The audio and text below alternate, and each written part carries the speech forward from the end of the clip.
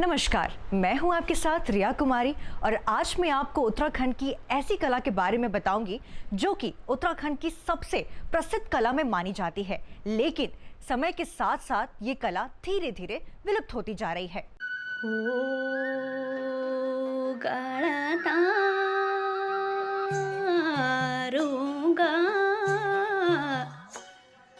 गाध्यारा तारो। कुमाऊं की सुंदर लोक कला चित्रकला उत्तराखंड की सदियों पुरानी परंपरा एवं अपनी समृद्ध सांस्कृतिक विरासत, गौरवशाली परंपराओं और लोक कलाओं के कारण उत्तराखंड ही न केवल देश में बल्कि दुनिया भर में अपनी अलग पहचान है। ऐसे ही उत्तराखंड में कुमाऊं क्षेत्र की एक प्रमुख लोक कला है एपन। उत्तराखंड राज्य दो भागों में मुख्य तौर पर विभाजित है, कुमाऊं और गढ़वाल।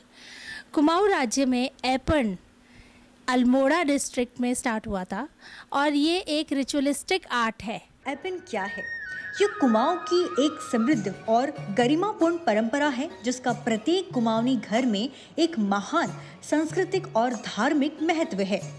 एपन शब्द सांस्कृतिक के एक शब्द अर्पण से लिया गया है, जिसको कुमाऊं क्षेत्र की स्त्रियां अपने घरों पर कोई भी अच्छा पायस स्पिरिचुअल शुभ कार्य करते समय अपने आंगन की ड्योढ़ी पर, दरवाजे पर गेरू का लेप लगाकर चावल के आटे से हाथों की उंगलियों के द्वारा उसके ऊपर ज्योमेट्रिक डिज़ाइंस बनाकर, फ्लोरल डिज़ाइंस बनाकर और गॉड गॉडेस की पैरों के निशान बनाकर उस शुभ कार्य को एक डेकोरेट किया करते थे। उत्तराखंड के कुमाऊं क्षेत्र की पारंपरिक और पौराणिक लोक कला है एपन कला।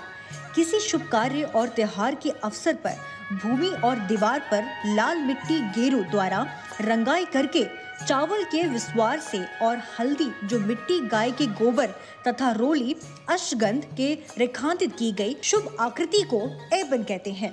एपन हमारे हर त्योहारों, शुभ अवसरों, धार्मिक अनुष्ठानों और नामकरण संस्कार, विवाह, जनेऊ आदि जैसे पवित्र समारोह का एक अभिन्न अंग है। दीपावली पर्व पर पारंपरिक रंगोली यानी एपन का विशेष महत्व माना जाता है।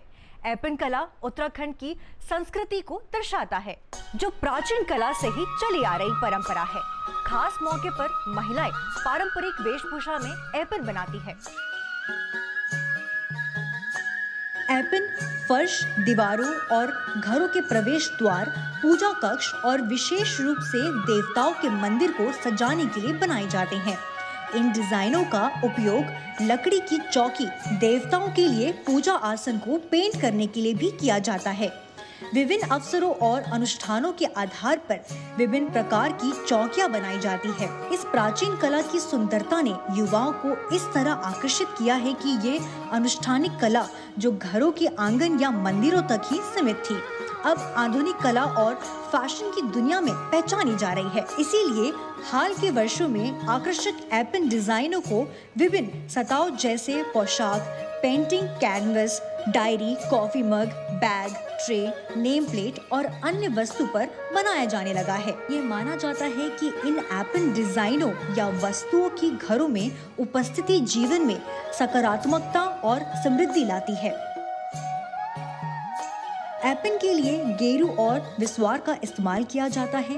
गेरू एक सिंदूर रंग की मिट्टी है, पानी में भिगोया जाता है और फिर जिस पर एपन का आधार बनाया जाता है।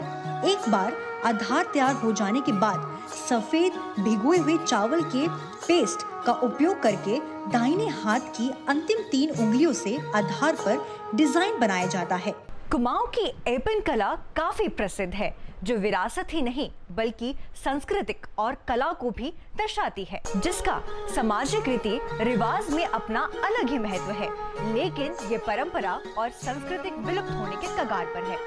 विलुप्त होने के कगार पर आधुनिकीकरण के नाम पर लोगों का शहरों में बसने से और कोई संयुक्त परिवार नहीं होने के कारण ये पारंपरिक लोक कला तेजी से कम हो रही है। उत्तराखंड के बाहर पल बढ़ रही युवा पीढ़ियों या बच्चों को तो एपन शब्द के बारे में पता भी नहीं है। इसके अलावा प्लास्टिक के बनाए गए एपन स्टिकर भी उपलब्धता के कारण भी एपन को घरों में खुद बनाने के प्रचलन में पिछले कुछ वर्षों में काफी गिरावट आई है। अगर ये सिलसिला जारी रहा तो वो दिन आ सकता है जब इस लोक कला की धरोहर, इससे जुड़ी भावनाएं और सांस्कृतिक मान्यताओं को आगे बढ़ाने के लिए कोई नहीं होगा।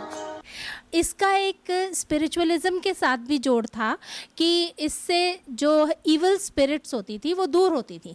तो कोई भी शुभ कार्य होता था तो उस पे ये एपन दरवाज़ों पर और खिड़कियों पर किया जाता था, और इवन डेथ के समय भी इस एपन को करते थे।